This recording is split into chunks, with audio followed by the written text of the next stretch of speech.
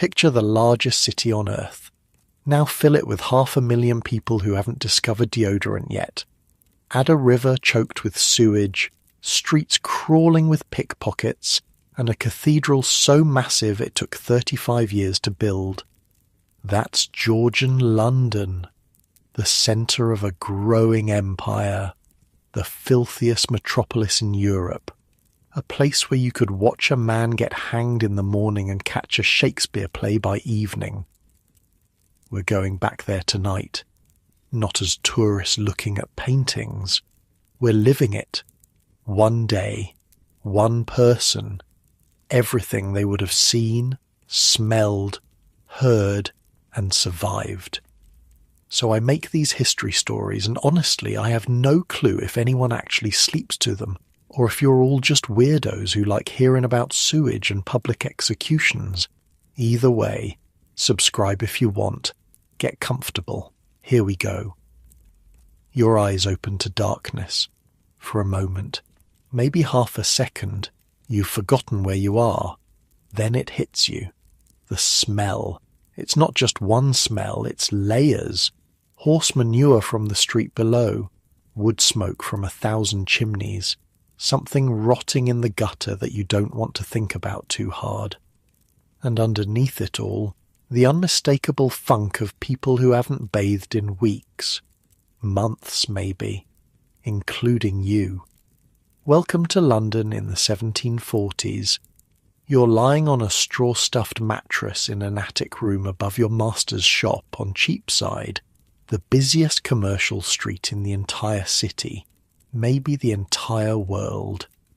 Your name is Will Marsden, you're 17 years old, and you arrived here 6 months ago from a village in Essex with exactly 2 shillings in your pocket and a letter of introduction to Master Edmund Whitley, haberdasher. Back home, everyone said London would swallow you whole. They weren't wrong. The church bells are already ringing. Not just one church, dozens. St. Mary le Bow is closest, its famous bells marking the time for half the city. Those are the Bow bells, by the way. You've probably heard the expression about being born within the sound of Bow bells making you a true Cockney. That's already a thing in the 1740s. The bells have been defining London identity for centuries. You need to get up. Master Whitley will have your hide if you're not at your post when the shop opens. And the shop opens early, 4 in the morning in summer, 5 in winter. The sun isn't even properly up yet, and already the street below is coming alive. The wooden floor is cold under your bare feet. Your fellow apprentice, a skinny kid named Jack from somewhere up north, is still snoring in the bed you share. Yeah, you share a bed. That's normal. Most apprentices do. Privacy is a luxury nobody at your level can afford. At least Jack doesn't kick too much. You splash some water on your face from the basin. The water is cold and slightly brown.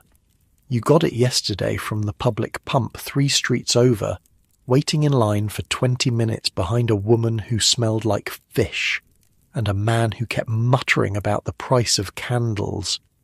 Water doesn't come to your house through pipes, not for regular folks. You fetch it, bucket by bucket from whatever source you can find. Your clothes are where you left them. A rough linen shirt that's seen better days, breeches that end just below the knee, wool stockings and leather shoes with buckles that need polishing. Your waistcoat is your one bit of pride. It's brown, nothing fancy, but it marks you as a tradesman in training rather than a common labourer. Appearances matter in this city. They matter more than almost anything. By the time you get downstairs, Master Whitley is already in the shop, arranging bolts of fabric on the wooden counter. He's a round man with a red face and surprisingly delicate hands. Those hands can tell the difference between Dutch linen and Flemish linen just by touch. He's taught you about half of what he knows, and already your head is swimming with information about thread counts and dye quality, and which merchants are trustworthy and which ones will sell you damaged goods at full price. "You're late," he says without looking up. "You're not late." He says this every morning. You've learned not to argue. The shop is small by London standards, maybe 20 feet wide and twice as deep. The front opens directly onto Cheapside with wooden shutters that fold down to create a counter for displaying goods. Behind that, shelves lined with every kind of haberdashery you can imagine. Ribbons, buttons, lace, pins, needles, thread in more colours than you knew existed, buckles for shoes and breeches, hooks and eyes for corsets. It's not glamorous, but it's honest trade, and Cheapside is the place to do it. You've been here 6 months, but the scale of this street still amazes you.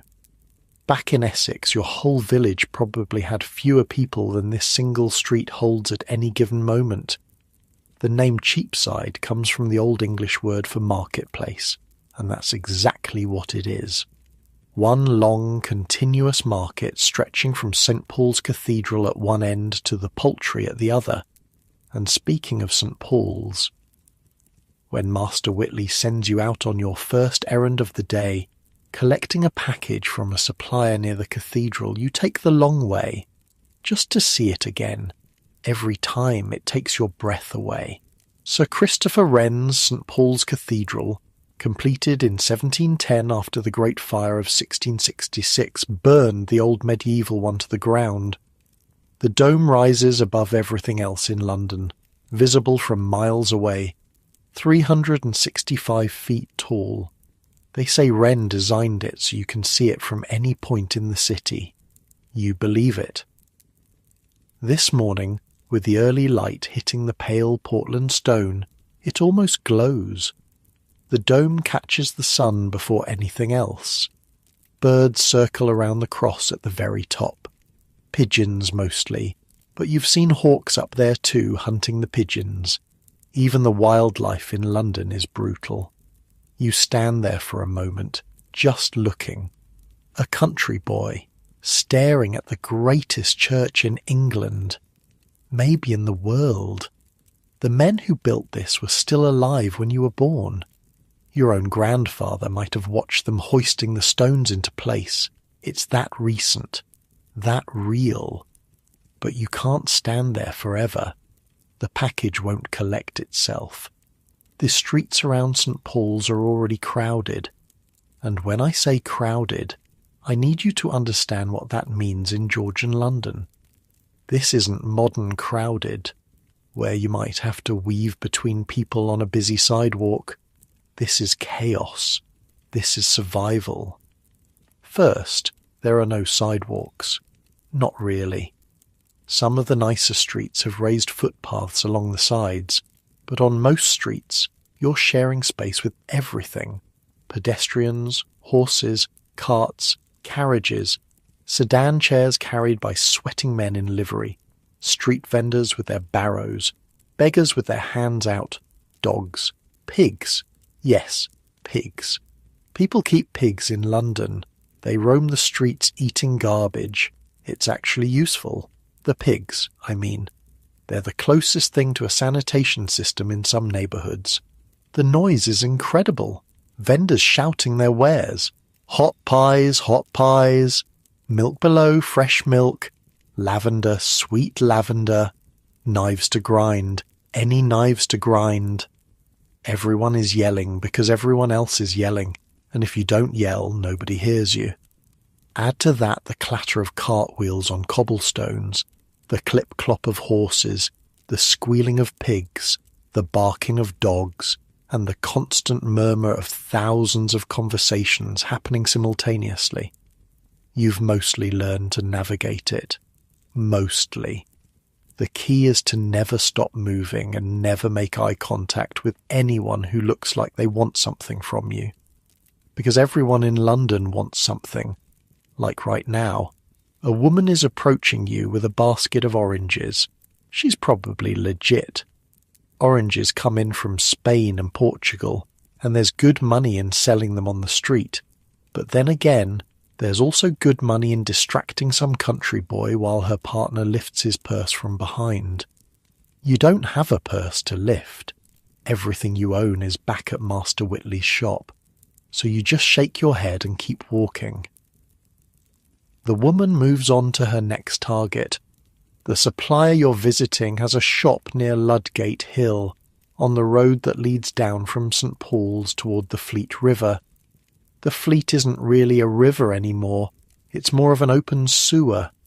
They've been trying to cover it over for years, and parts of it are already built over, but down here near where it meets the Thames you can still see it, and smell it. Oh God, can you smell it? The package is ready. A bundle of silk ribbons from a merchant who imports from France. Relations with France are complicated right now. They usually are, but trade still happens. Money doesn't care about politics. On your way back, you cut through a narrow alley to save time. This is always a gamble. Alleys can be shortcuts or they can be traps. This one is a shortcut, mostly. A woman is emptying a chamber pot from an upper window, but she shouts, "Gardyloo," first, which gives you time to jump back before the contents splash onto the street. Gardyloo is a corruption of the French "Gardez l'eau," watch out for the water, except it's not water. It's very much not water. The streets have a central gutter for drainage. In theory, everything flows toward the river. In practice, everything just sort of sits there until it rains hard enough to wash it away. You've seen things in those gutters you'd rather not think about. Dead animals, human waste. Occasionally things that might have once been human. London is not a gentle place. But here's the thing. Despite all of this, you're starting to love it. Back in Essex, every day was the same. You knew everyone. You knew exactly what your life would be. Farm work until you were old enough to take over your father's holding, marry someone from the next village over, have children, watch them grow up to do exactly the same thing. London is different. London is possibility. The merchant who runs the silk ribbon shop started as an apprentice just like you, and now he owns 3 properties in the city. The coffee house owner on the corner of Cheapside was a sailor who jumped ship 20 years ago with nothing but the clothes on his back.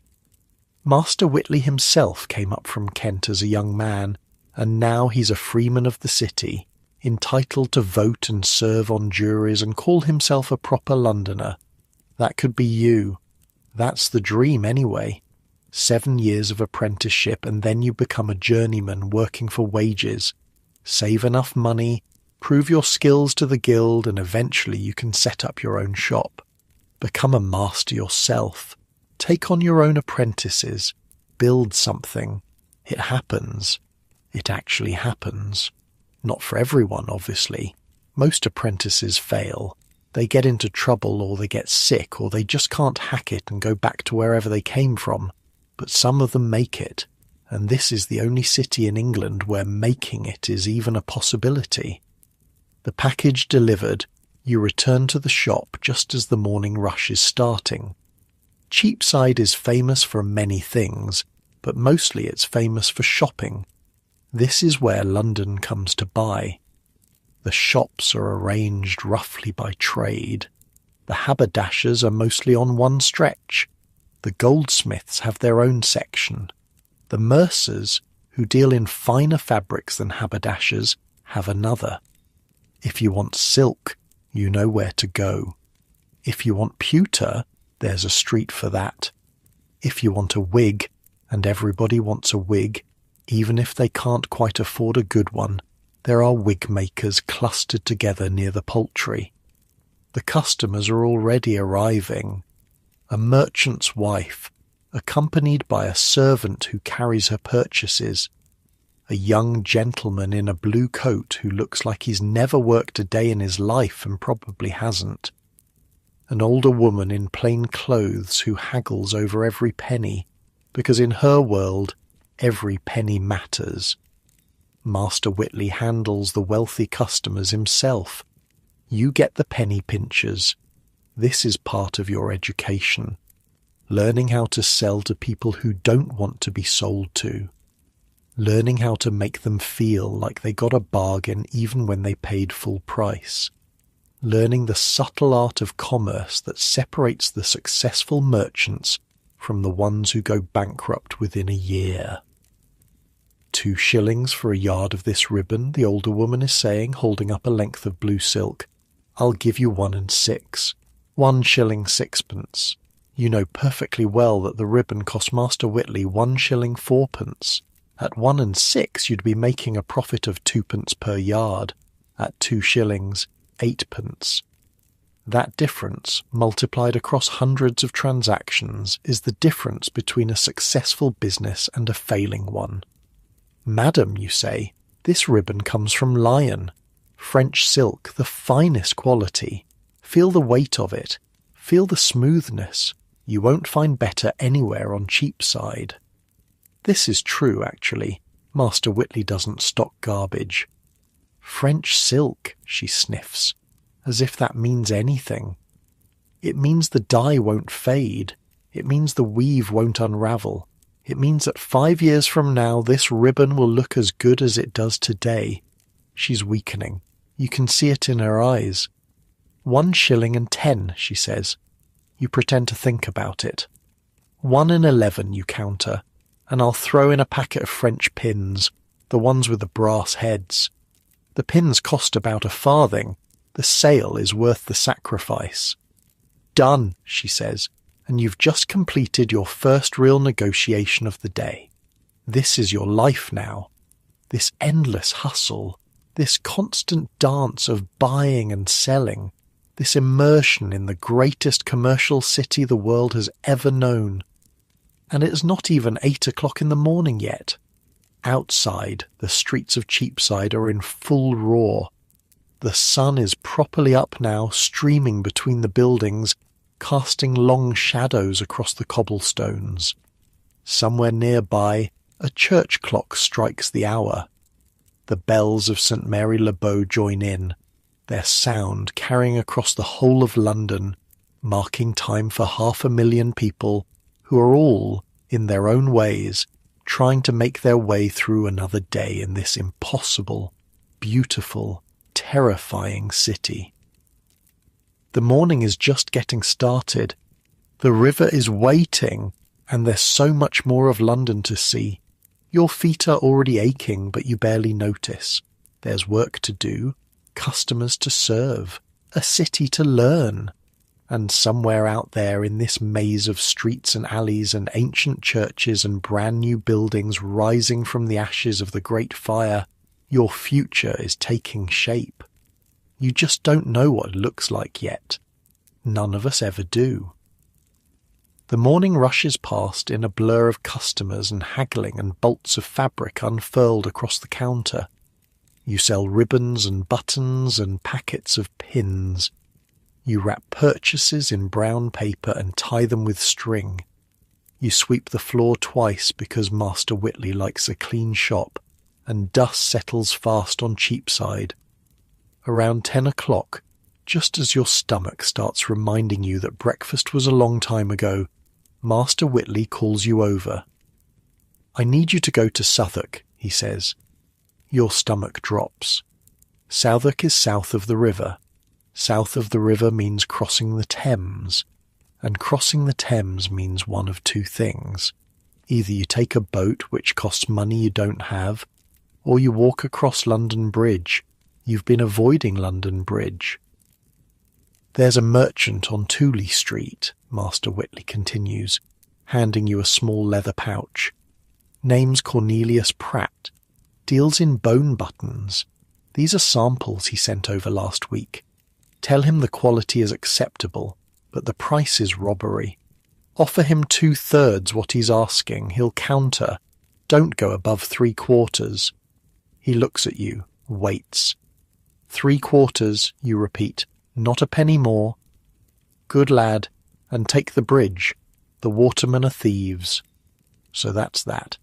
The bridge it is. You head east on Cheapside, past the goldsmith shops and the mercers with their fine silks displayed in windows. The street narrows as you approach the poultry, which is exactly what it sounds like.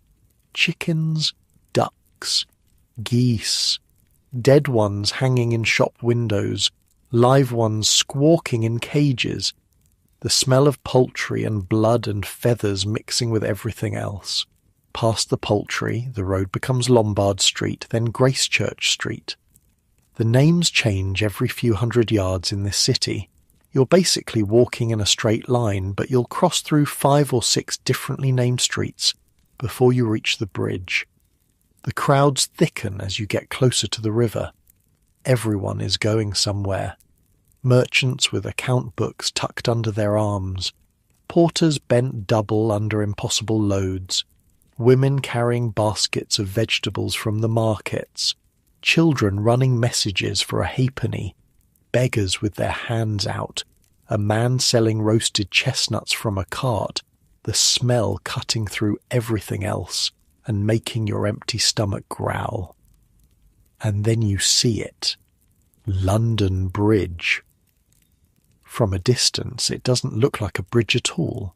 It looks like a street that happens to have water underneath it. Buildings rise up on both sides, 4 and 5 stories tall, leaning toward each other across the roadway. The gaps between the buildings are so narrow that in places they've built rooms connecting one side to the other, turning the whole thing into a tunnel. A covered street suspended over the Thames. This bridge has been here for over 500 years. Not this exact bridge. They've rebuilt parts of it dozens of times. Fires, floods, the arches collapsing under the weight of all those buildings. But the basic structure, the stone piers driven into the riverbed, those have been here since 1209. Your grandparents' walked across this same bridge, and it's still the only way to cross the Thames on foot anywhere near London. There was supposed to be another bridge at Westminster, but the watermen fought it for decades.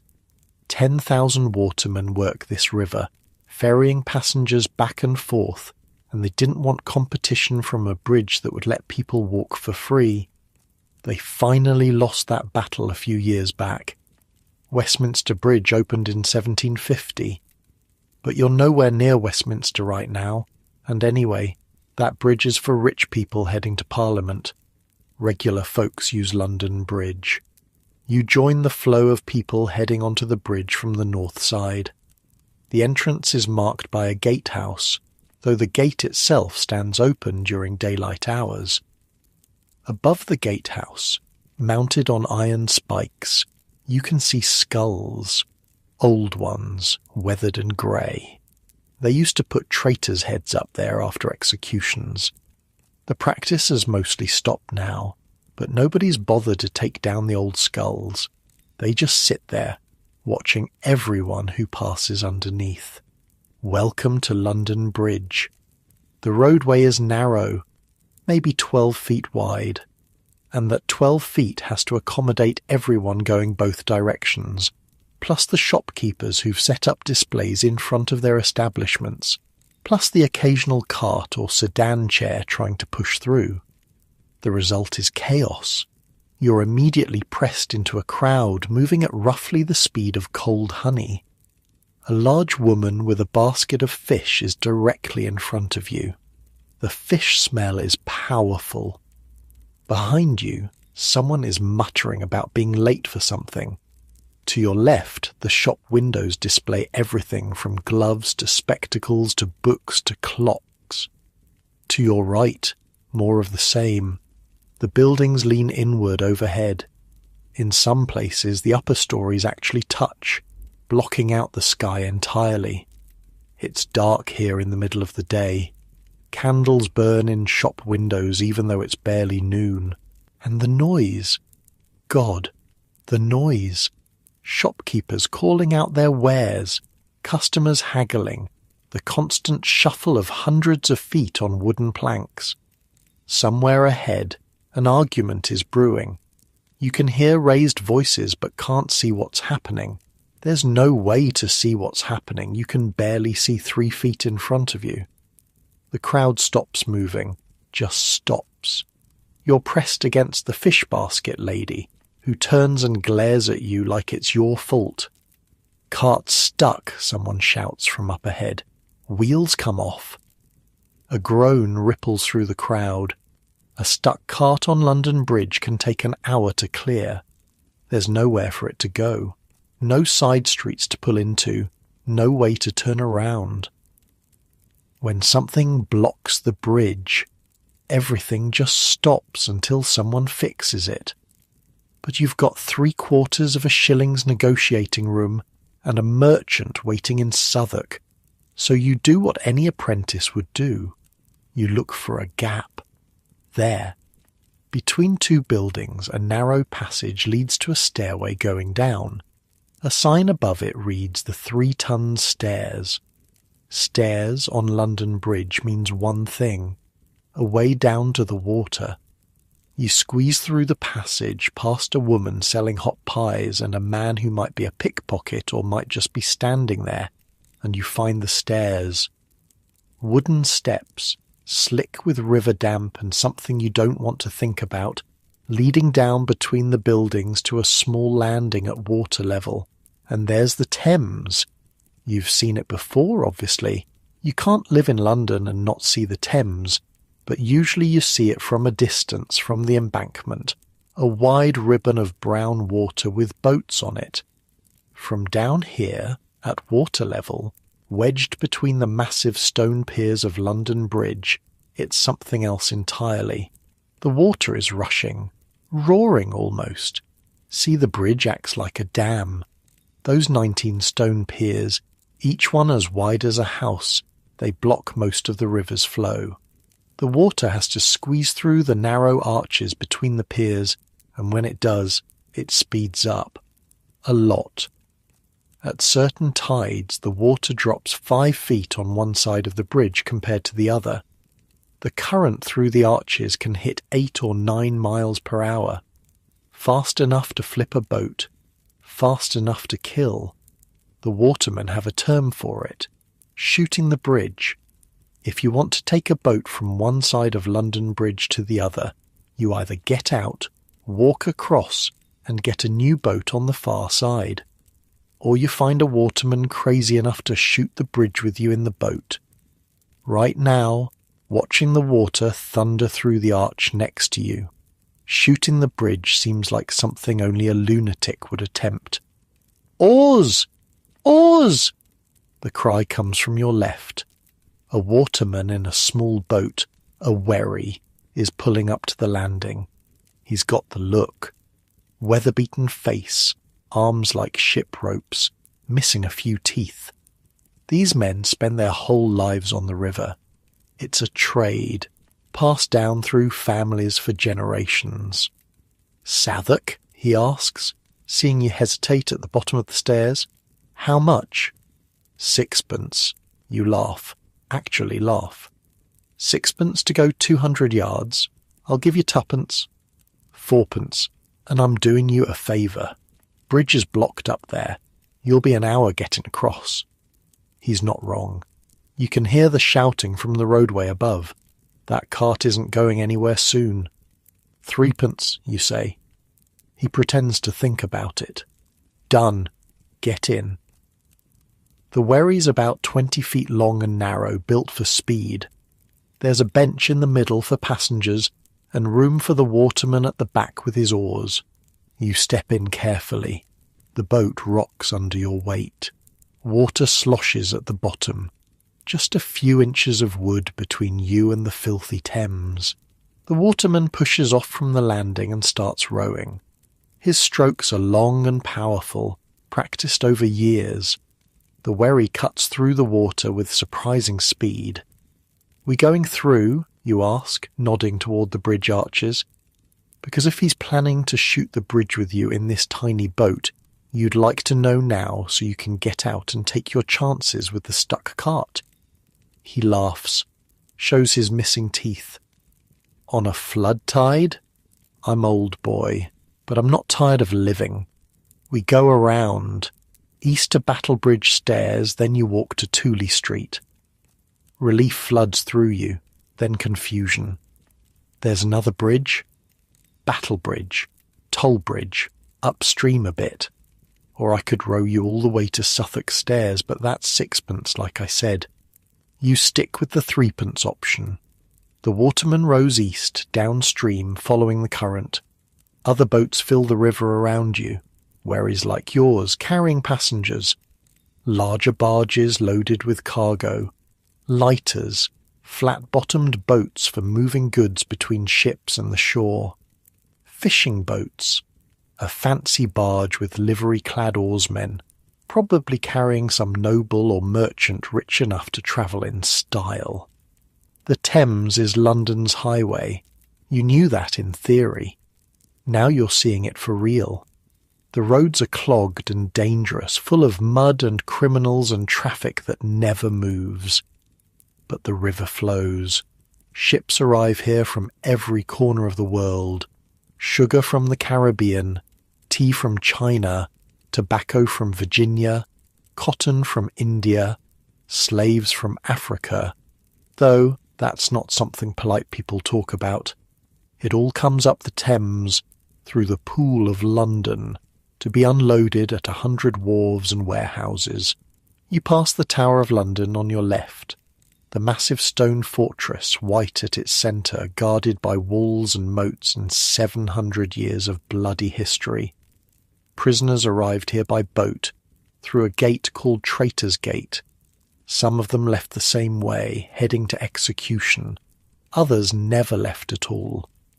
Right now, in 1740 whatever, the tower is quieter than it used to be. It's still a prison, still holds the crown jewels, still has a garrison of soldiers, but the days of kings locking up their enemies in the dungeon are mostly over. Mostly. First time on the water? The waterman asks. Is it that obvious?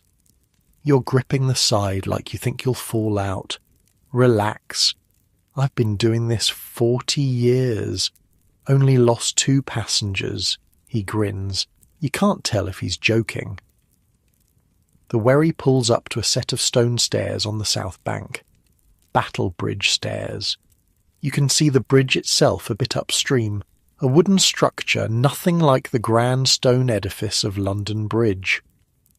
Tooley Street's that way, the waterman says, pointing. Follow the lane, turn left at the church, you can't miss it. You hand over your threepence and climb out onto the stairs. Solid ground feels strange after even that short time on the water. Southwark. It's different here. South of the river has always been different. This is where London puts the things it doesn't want to look at too closely. The bear-baiting pits, the brothels, the prisons, Marshalsea and King's Bench and the Clink, all within a few streets of each other. This is where the theatres used to be, before they moved north of the river. Shakespeare's Globe stood somewhere around here, though it burned down over 100 years ago. The streets are narrower and dirtier than Cheapside. The buildings sag. The people look harder, hungrier. You grip the leather pouch with the button samples a little tighter and walk quickly. Tooley Street isn't hard to find. Cornelius Pratt's shop sits between a tanner and a chandler. The tanning smell is something else. Rotting animal hides soaking in vats of God knows what. Your eyes water as you approach. The negotiation goes better than you expected. Pratt is a small man with ink-stained fingers and a quick way of speaking. He starts at his full asking price. You counter with 2/3. He looks offended. You point out that bone buttons aren't exactly rare goods, and Master Whitley has 3 other suppliers who'd love his business. He drops to 4/5. You hold at 2/3. He goes to 3/4, and that's exactly where Master Whitley told you to land. You shake hands. Pratt wraps up a new set of samples, improved quality, he claims, and you tuck them into your coat. The whole thing takes 20 minutes. Now you just have to get back. The bridge, you figure, should be clear by now. You head west along Tooley Street, then north toward the river. The afternoon sun is fighting through the haze of coal smoke that always hangs over London. Church bells are ringing somewhere. They're always ringing somewhere. You find the southern entrance to London Bridge and join the crowd heading north.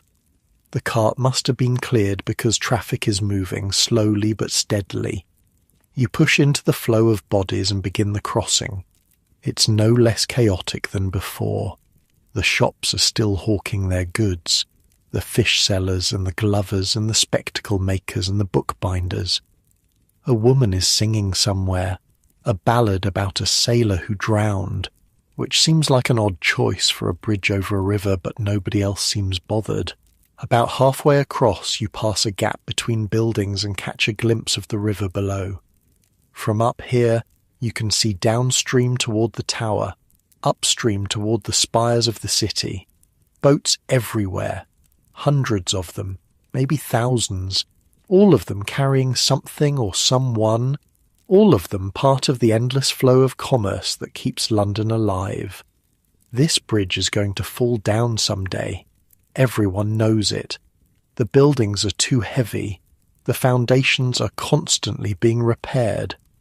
Every few years another arch cracks or shifts, and everyone holds their breath waiting to see if the whole thing will collapse into the Thames. But not today. Today, it holds. You emerge onto the north bank back in the city proper, just as the afternoon church bells begin to ring. 3 o'clock. You've been gone almost 4 hours. Master Whitley will have questions. The button samples will have answers. And somewhere on Cheapside there's probably a customer waiting for ribbons or lace or whatever else keeps this city's economy spinning. You've crossed the Thames and come back alive. Negotiated with a Southwark merchant and won. Ridden in a wherry and only moderately embarrassed yourself.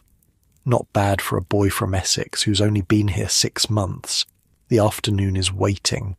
Master Whitley is pleased with your negotiation. He doesn't say so directly. That's not his way. But he nods when you hand over the button samples and tell him you landed at 3/4. He turns the buttons over in his fingers, examining the quality, and nods again. Pratt's getting better, he says. These might actually sell. High praise from Master Whitley. The shop is quiet now. Mid-afternoon lull. The morning rush of housewives and servants doing their shopping has passed. The evening crowd won't arrive until the workday ends. For the next hour or so, Cheapside catches its breath. Go get yourself something to eat, Master Whitley says. You've earned it. Be back by 4. You don't need to be told twice. There's a pie shop 2 streets over that does a decent mutton pie for a penny. The mutton is mostly mutton. Probably. You try not to think too hard about what else might be in there. In London, you learn quickly not to ask too many questions about your food. The pie is hot and greasy and exactly what you need after a morning of running around. You eat it standing up, leaning against a wall, watching the street go by. A sedan chair passes, carried by 2 men in matching livery.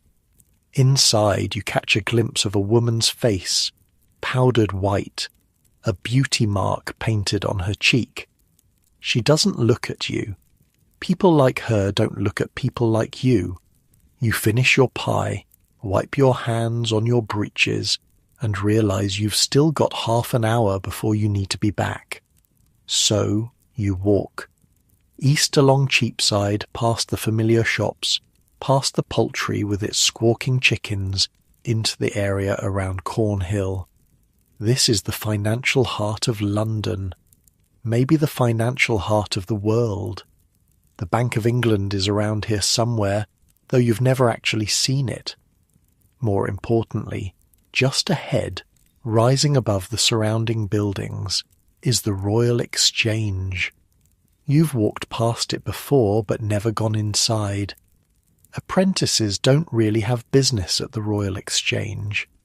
The men who trade there deal in quantities that would make Master Whitley's entire annual income look like pocket change.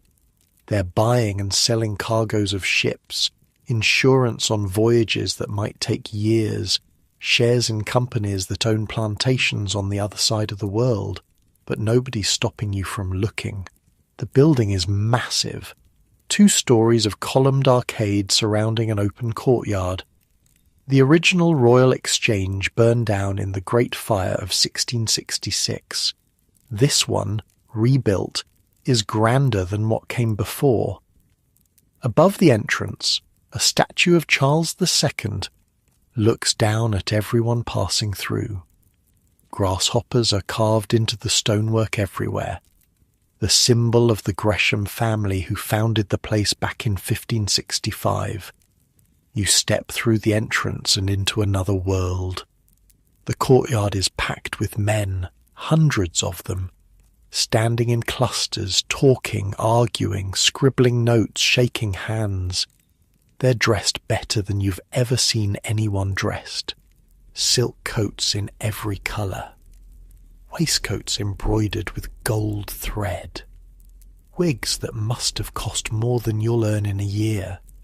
These are the merchants who run the British Empire, and they do their business right here, in this open-air courtyard, twice a day. The noise hits you like a wave. Everyone is talking at once. You catch snatches of conversation as you walk along the edge of the arcade, trying to look like you belong here. 300 hogsheads of Virginia tobacco at 14 shillings the ship was lost off Madagascar. The underwriters are... Sugar prices won't hold, not with the French flooding the... Bengal cotton, finest quality. I've seen the samples myself. It's like standing inside a beehive. Every conversation is about money, about goods moving across oceans, about risks and rewards and the turning gears of global commerce. A bell rings somewhere above. Instantly the crowd shifts. Men who are standing in one cluster move to another. New conversations begin. The trading day is divided into sessions marked by the bells, each session dedicated to different types of business. You don't know which bell this is or what it means, but the merchants do. They've been doing this their whole lives. The arcaded walkways around the courtyard are lined with small shops. Not like the shops on Cheapside. These are boutiques for wealthy men. Fine maps and navigation instruments. Books on subjects you can't even pronounce. Luxury goods from every corner of the known world. And tucked into the galleries above, are the offices of Lloyd's of London. Insurance men who will bet on anything. Whether your ship will make it home, whether your warehouse will burn down, whether you'll live another year. Everything in London can be bought, sold, or wagered on. You stand there for maybe 10 minutes, just watching. A boy from Essex, barely 17, gawking at the men who move the world. None of them notice you. You're invisible here. Just another face in the crowd. Then someone does notice you. Looking for work? The voice comes from your left. A man, maybe 30, dressed well but not extravagantly. He's looking at you with an expression that might be amusement or might be calculation. I'm an apprentice, you say. Haberdasher, on Cheapside. Ah. His expression shifts slightly. So you're just here to gawk. You feel your face flush. I had a few minutes. Wanted to see what it was like. The man laughs, not unkindly. It's like this every day, except Sundays, and the whole thing breaks down if there's bad news from overseas. You should have seen this place when word came that the Spanish had seized a merchantman off Cadiz. Chaos, men weeping, real tears, over sugar. He shakes his head. Sugar. The cargo, worth more than the ship itself. and not insured properly because someone got greedy and skimped on the premium. When you deal in commodities, a single piece of bad news can ruin you. He looks at you with something like pity. Stick with haberdashery. It's boring, but you won't wake up bankrupt because some Spanish captain decided to be a pirate for a day. He walks off into the crowd and you never learn his name. Back outside, the air feels cleaner, relatively speaking. It's still London air, still thick with coal smoke and the smell of 500,000 people living on top of each other. But after the intensity of the exchange, even Cornhill feels peaceful. You're supposed to be back at the shop, but there's still time. And right across from the exchange you see a coffee house. Jonathan's Coffee House, according to the sign. You've heard of this one. Everyone has. This is where the stock jobbers gather. Men who buy and sell shares in joint stock companies. The South Sea Company, the East India Company, ventures in Africa and America, and places you've only heard of in stories. You can't afford coffee. Coffee costs 2p a cup. But you can afford to step inside and see what all the fuss is about. The smell hits you first. Coffee, obviously, but also tobacco. Hundreds of clay pipes being smoked at once, creating a haze that hangs in the air like fog. And underneath that, the smell of men who've been sitting in the same room for hours, drinking and smoking and arguing. The room is crowded. Every table is full. Men hunched over cups, reading newspapers, talking in low voices, occasionally erupting into loud debate. The newspapers are the key thing. Coffee houses are where you go to read the news. Most people can't afford their own subscription to the Gazette or the Post, but the coffee houses take several papers each, and for the price of a cup you can sit and read for as long as you like.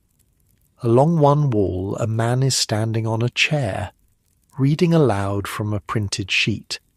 Something about a ship arriving from the Indies. The men around him are listening intently, doing calculations in their heads, figuring out how this news will affect prices and profits.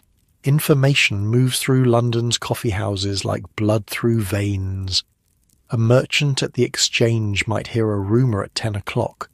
By noon, it's being discussed in every coffee house in the city. By evening, it's crossed the river to Southwark and the Bridgehead taverns. By tomorrow, everyone knows. You don't stay long. You don't buy anything. The serving girl gives you a dirty look when you leave without ordering, but you're not the first person to wander in just to see the place, and you won't be the last. Outside, the church bells are striking 4. You run. Cheapside isn't far, but Master Whitley said 4 o'clock, and Master Whitley means 4 o'clock. You dodge between carts and sedan chairs, nearly knock over a woman carrying a basket of cabbages, vault over a pig rooting through garbage in the gutter. Your lungs burn with the effort and the foul London air. You skid through the door of the shop at 4:01, out of breath and sweating. Master Whitley is with a customer. He glances at you, says nothing, but you see the slight tightening around his eyes. 1 minute late is still late. You take your place behind the counter, catch your breath as quietly as possible, and wait for the lecture that will come after the customer leaves.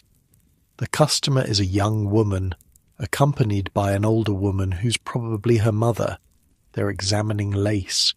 The good lace, the stuff Master Whitley keeps in the cabinet behind the counter.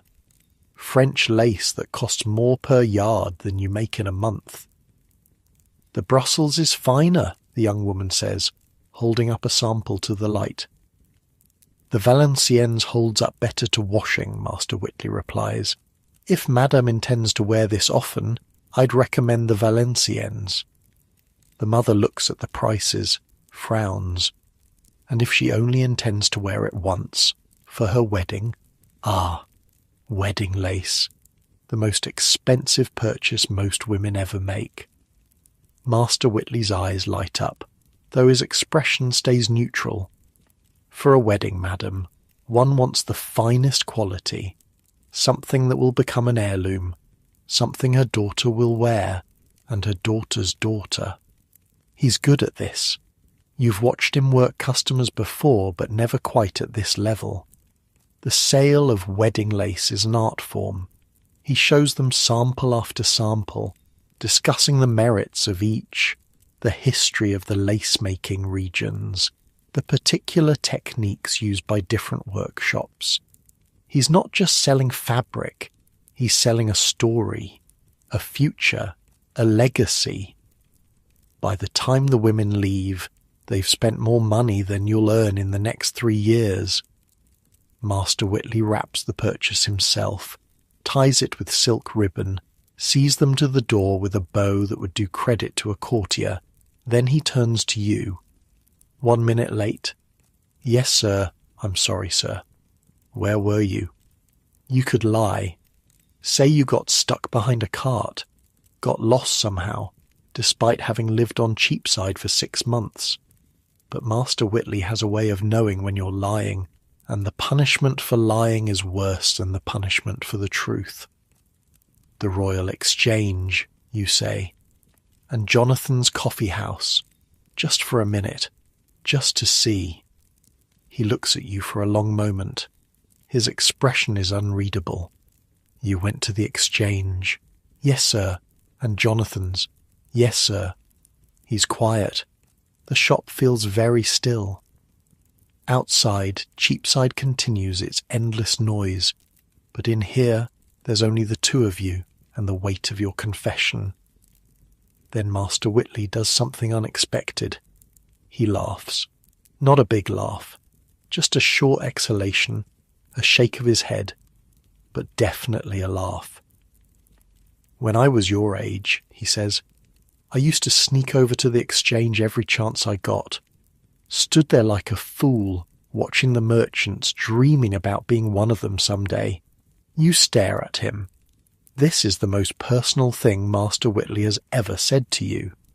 Did you, you ask, become one of them? He gestures around the shop. The bolts of fabric, the ribbons and buttons, the modest premises on Cheapside, respectable but hardly grand. I became this, a tradesman, a haberdasher. I'll never set foot on the floor of the Exchange as anything other than a spectator. But I own my shop. I employ 2 apprentices. I pay my debts on time and keep a clean reputation with the worshipful company of haberdashers. That's its own kind of success. He looks at you, really looks at you, maybe for the first time since you started working here. You're not a bad lad, Will. You did well with Pratt today. 3 quarters, just like I said. Not everyone can negotiate like that. Some of my previous apprentices would have caved at 4/5 and called it a victory. You don't know what to say. Now get back to work, and next time you go wandering, leave yourself more than 1 minute to get back. He turns away, starts straightening the fabric on the shelves. The conversation is over, but something has shifted. Some wall between master and apprentice has cracked, just slightly. You've seen a glimpse of the young man he used to be, the dreamer who snuck away to watch the merchants, the boy from Kent who came to London with nothing and built something real. That could be you. That might actually be you.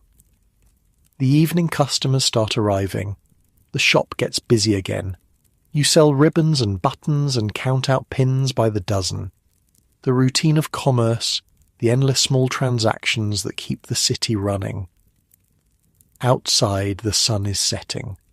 The light through the shop windows turns golden, then orange, then fades altogether. Candles are lit. The street vendors start packing up their carts. Another day in Georgian London slowly winding down, but not over yet. The shop closes at 8 o'clock. Master Whitley is precise about this. 8 o'clock means 8 o'clock, Not 5 past, not 10 past. The shutters go up, the door is bolted, and the day's takings are counted out on the counter. Tonight, it's a good haul. The wedding lace alone accounts for more than a week's usual business. Master Whitley counts the coins twice, makes a note in his ledger, and locks everything in the strongbox he keeps beneath the floorboards. Supper, he says. Supper happens in the back room of the shop. There's a small kitchen there, barely bigger than a closet, with a fireplace and a table and 3 stools. Mrs. Whitley does the cooking. She's a quiet woman, 10 years younger than her husband, with a face that might have been pretty once and hands roughened by work. Tonight it's boiled mutton with turnips. The mutton is tough and the turnips are bland, but there's plenty of it. You eat until you're full, which is more than you could say for most of your meals back in Essex. Whatever else you might say about your apprenticeship, Master Whitley feeds you properly. Jack sits across from you, shoveling food into his mouth like he hasn't eaten in days. Jack's been here 3 years longer than you. He knows things, where the loose floorboard is, which suppliers can be bargained down and which ones take offence, how to tell when Master Whitley is in a good mood versus when he's just pretending. You went to the exchange today, Jack says between mouthfuls. It's not a question. Word travels fast. Master Whitley mentioned it. Jack grins. Said you've got ideas above your station. He said I did well with the button merchant. That too, Jack shrugs. Don't get cocky. Pratt's easy. Wait until you have to negotiate with the silk importers. Those bastards will eat you alive. Mrs. Whitley clears her throat. She doesn't approve of language at the dinner table. Jack mumbles an apology and goes back to his mutton. After supper there's the evening routine, cleaning the shop, preparing for tomorrow, making sure the fabric is properly stored, the ribbons organised by colour, the buttons sorted by size. It's tedious work, but it has to be done. A messy shop loses customers. Master Whitley has said this approximately 4,000 times since you arrived. By 9 o'clock the work is finished. Master Whitley and his wife retire to their rooms above the shop. Jack stretches, yawns, and announces that he's going out. Out where? The Feathers, ale, cards, maybe a girl if I'm lucky. He looks at you. You coming? You should say no. You should go upstairs to the attic room and get some sleep. Tomorrow starts at 5 o'clock, same as every day, and you'll be exhausted if you stay out late. But you're 17 years old and you've been in London for 6 months and you've barely seen anything except the inside of this shop and the streets between here and various suppliers. Yeah, you say, I'm coming. The Feathers is a tavern 3 streets over, tucked into an alley off Bread Street. From the outside it looks like nothing. A wooden door, a faded sign showing a bundle of feathers, a single candle burning in the window. But inside, it's packed. The noise hits you first. Laughter, shouting, the clatter of tankards on wooden tables, then the smell, ale and tobacco and bodies pressed too close together. The room is maybe 30 feet across, with the low ceiling blackened by decades of pipe smoke. Every table is full. People are standing along the walls, drinks in hand, talking over each other. Jack seems to know everyone. He pushes through the crowd, exchanging greetings, slapping backs, making his way toward a table near the fire where a card game is already in progress. "This is Will," he says, gesturing at you. "New apprentice. Don't cheat him too badly." The men at the table look you over. A butcher's boy with forearms like ham hocks. A printer's devil with ink stains on his fingers. A fellow you don't recognise who might be a clerk or might be a cut-purse. Hard to tell in this light. "Can he play?" the butcher's boy asks. "He can learn," Jack says. "The game is called Put. You've never played it before, but it's simple enough. 2 or 3 cards dealt.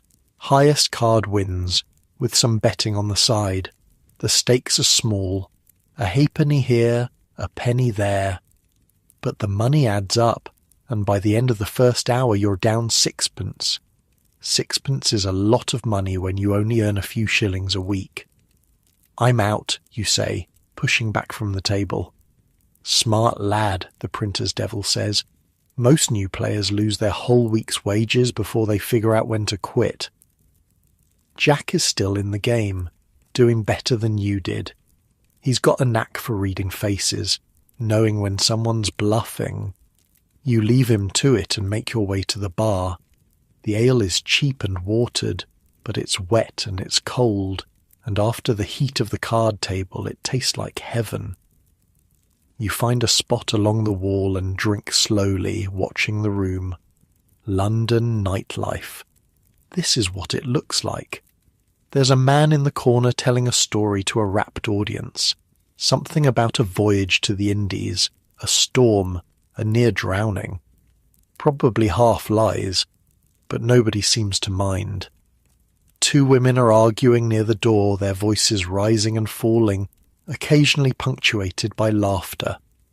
A fiddler is trying to play in another corner, but he's drunk and the tune keeps wandering into something unrecognizable. And everywhere people are drinking, not just ale, gin. You've heard about gin. Everyone's heard about gin. It's the drink of the poor, the desperate, the lost. A penny buys enough to get you drunk. 2pence buys enough to forget your own name. The gin shops are everywhere in London, especially in the poorer neighbourhoods. Drunk for a penny, dead drunk for 2pence, straw for free. That's the saying. The straw is to sleep on after you've drunk yourself unconscious.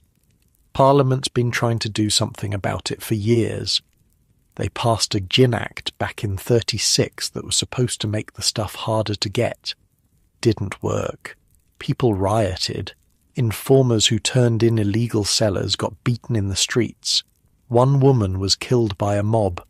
The government backed off, and the gin kept flowing. 7 million gallons a year, someone told you once. 7 million gallons of gin consumed in London alone. That's 14 gallons for every man, woman and child in the city. Obviously, not everyone drinks. Which means the ones who do drink are putting away a lot more than 14 gallons. Here at the Feathers, the gin drinkers are easy to spot.